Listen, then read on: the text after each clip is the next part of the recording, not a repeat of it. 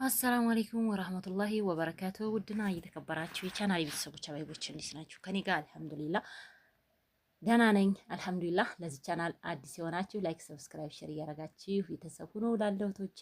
ዛሬ ደግሞ ትላንትና ነው እንደሰራሁት ከትላንት ወዲያ በሰራሁት ቪዲዮ ቀይ ስሩን እንዴት አድርገሽ ነው የተከልሽው?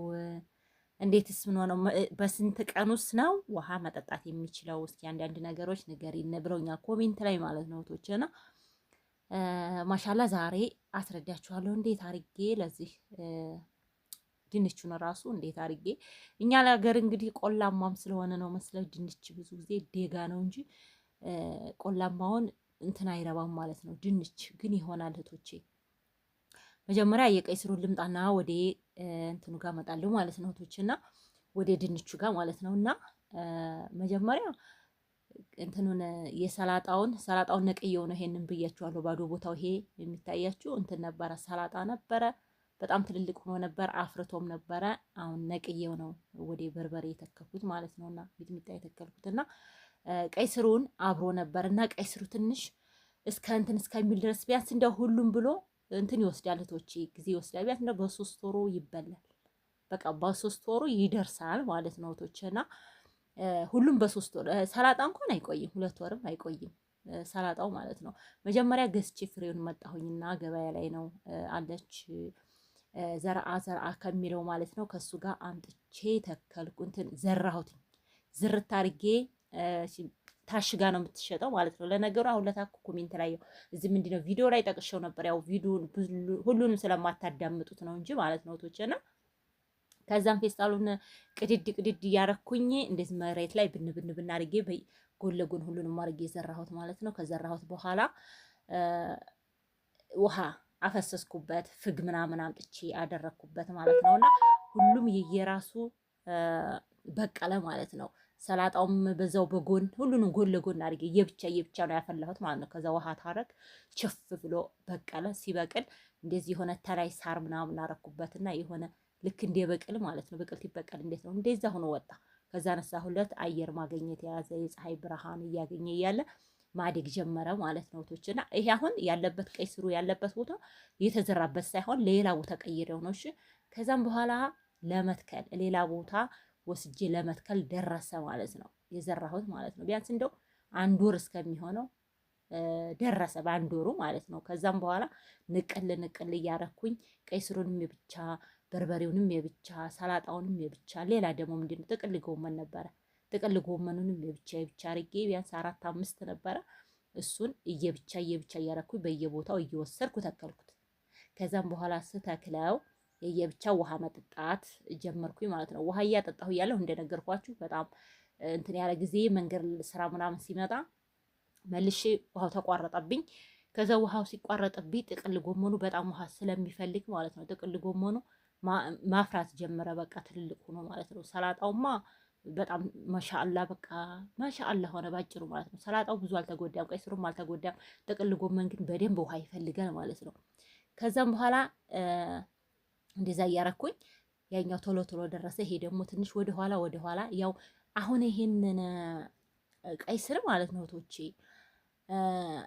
እንትን ምንድነው መሰላችሁ አሁንም ማደግ ይፈልጋል። ማደግ በቃ እናንተ እስተፈለጋችሁ ድረስ ዱባ እስከሚሆን ድረስ ማሳደግ ትችላላችሁ። እንዴት ብትሉ የምትሰጡት ውሃና የምትሰጡት አፈር ይለየዋል ማለት ነው። አፈር አሁን ይሄንን ያጠገቡ እንደዚህ ሞጠጥ ታደርጉና ሌላ አፈር ከሌላ ቦታ ታመጡና ትጨምሩበታላችሁ። እየተነፋ ብቅ ይላል ማለት ነው። ከአፈር በላይ ይወጣል። ይገርማችኋል ማለት ነው። ከዛም እንደገና በኋላ ደግሞ ያንን ጨርጨር አድርጋችሁ ደግሞ ሌላ አፈር ደግሞ ስትቀፍ ስትቆፍሩለት እያሳበ ነው የሚሄድ። ይሁን አሁን መንቀል ጀምሬዋለሁ። ያው ልጆቹ አሉ አይደለ ነቀል በስጭን ምናምን ይላሉ። አሁን ድንች ምናምን ስጌ ግዴታ እንትን ስለሚያስፈልግ ማለት ነው። ቀይ ስር ስለሚያስፈልግ አልጫ ለመስራት እየነቀልኩ ራሱ 2 ቀን 3 ቀን በልተንለታል ማለት ነው። ነቅያለሁ ብዙ እሺቶችና ከዛ ይሄ አሁን በጣም ትልቅ የሆነ ውሃ እያስታቀፋችሁት ውሃ እያረጋችሁበት። በነገራችን ላይ ነው ውሃ አድርጌው ሳይሆን ዝናብ ጥሏል ዛሬ ማሻአላ በጣም ዝናብ ጥሎ ነው ያደረው። ሲያጉረመርም ሲንጫጭረር አደረ ዛሬ ማለት ነውና ለዛ ነው መሬቱ ጠበቅ ያለው እንጂ ልሉ ነው። ፀሐይ በሆነ ሰዓት ክፍት ነው የሚለው። በዛ በተከፈተ ውሃ ታስገቡ በጣም አሪፍ ነው። ጥጥት ሲያደርግ መልሶ ይነፋል። ከዛም ሌላ አፈር ታመጡና ታስታቅፉታላችሁ።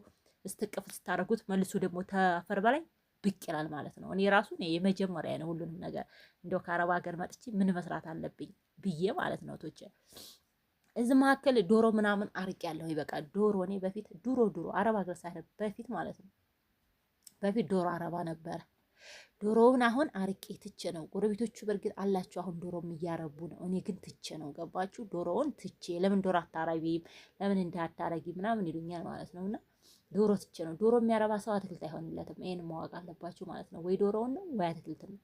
አሁን ግን እስኪ ሰሞኑን ትንሽ እንዳመጣለሁ 2-3 አምጥቼ ቤት ውስጥ አሳድጋቸዋለሁ ለእንቁላል ብቻ ምናምን እያልኩ ነውና ማሻላ አትክልት የሆነ እራሳችሁን በቃ አየር ትወስዱበታላችሁ። ጧት እንቅልፌ ትነሳኔ በቃ ዞራለሁ። በቃ እንደዚህ ታዛውን በቃ ዙሬ ምናምን አትክልቶችን አይቼ ምን እንደደረሱ ምናምን ውሃ የፈለጉታሉ ውሃ ሰጥቼ ምናምን ነው በቃ ወደ ኩሽና የምገባው ማለት ነው ለቁርስ እና በቃ ደስ ይለኛል። እኔ አትክልት ባጭሩ ደስ ይለኛል ማለት ነው። ዶሮቹንም እወዳቸዋለሁ። እኔ አዱና በጣም ነው የምወደው ግን በቃ በቃ ግቢ ውስጥ ያስቀምጡላችሁ። በቃ መጫር በቃ ግቢውን ምንም ነገር ቅጠላ ቅጠል አታውም ድራሹን ነው የሚያጠፉትና እኔ ዶሮቹን ትቼ እንደዚህ አትክልቱን እንትን አልኩኝ ማለት ነው። እና አሁን እንግዲህ ያው በቆሎ እየተተከለ ነው ማለት ነው። እና ወደ ድንቹ ልምጣ ማለት ነው ቶቼ ድንቹን ደግሞ የድንች ዘር ሰዓት አለው የሚዘራበትና የማይዘራበት ሰዓት አለው ማለት ነው።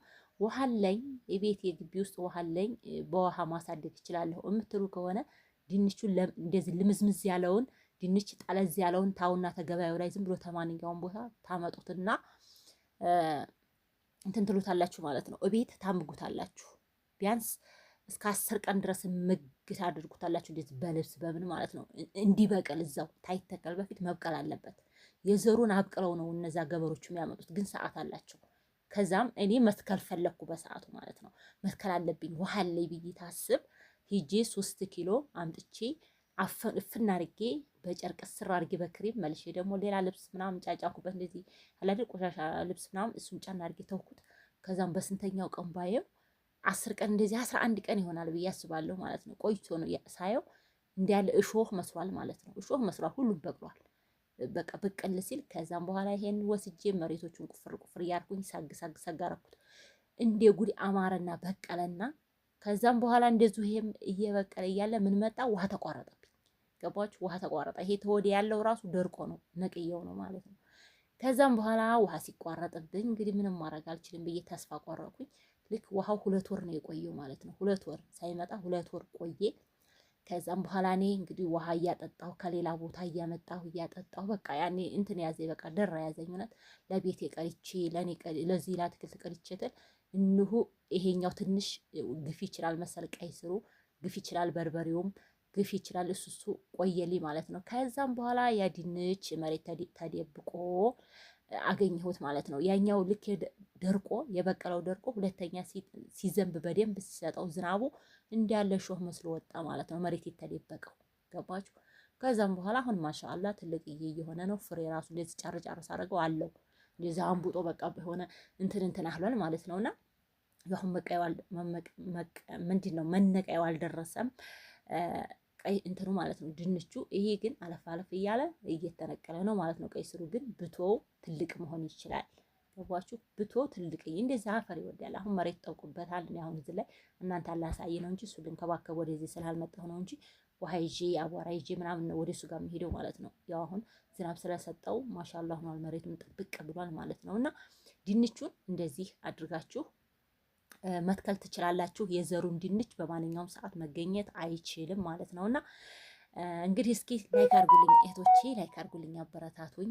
ለእናንተ ብርታት ይሆናል። እውነት ኢትዮጵያ መጣችሁ ወዲያው እንደመጣችሁ በቤታችሁ በእንትናችሁ መደብ ታደርጉና ቁፍር አድርጋችሁ ፍግ ከየትም ቦታ አምጥታችሁ እንደዚህ የፍየል ፍግ ንስንስ ታደርጉትና አምጥታችሁ ማንኛውም ነገር ዝርት ታደርጉታላችሁ። ዝርት በቃ ተገበያ ነው የሚገዛው አልኳችሁ አይደለ? ተገበያ ግዝግዝ ታርጋችሁ አምጣችሁ መጀመሪያ ታፈሉታላችሁ። ታፈላችሁት በኋላ ከአንድ ወር በኋላ ትልቅዬ ይሆናል። እሱን ደግሞ እንደዚሁ መሬት አብጅታችሁ ደግሞ ዝርዝር ታደርጉታላችሁ ማለት ነው።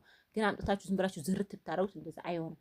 ገባችሁ? ግዴታ የነበረበት ቦታው ማለት ነው የነበረበት ቦታ መቀየር አለበት እህቶችና አንዱ እህቴ ደግሞ ምንድን ያለችኝ እዚህ ጋር መሬቱን ገዝተሽው ነው እንዴ በጣም ሰፊ ነው ብላኛለች። መሬቱ 250 ካሬ ነው የድሮ ነው